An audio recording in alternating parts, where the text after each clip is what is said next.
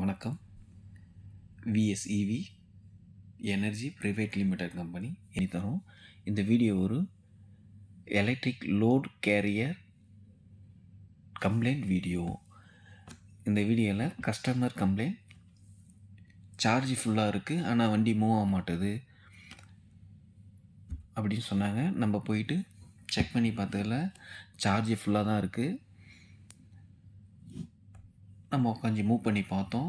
Move பண்ணி பார்த்ததில் வண்டி மூவ் ஆகுது, கட் ஆகுது. அப்போனா பேட்டரியிலேருந்து வர பவர் லோ ஆகி ஹை ஆகுது. அப்போ செக் பண்ணி பார்த்ததில் சென்ட்ரல் பேட்டரியில் கான்டாக்ட் சரியாக கிடைக்காம, அதனால தான் இந்த வெஹிக்கிள் கம்ப்ளைண்ட்.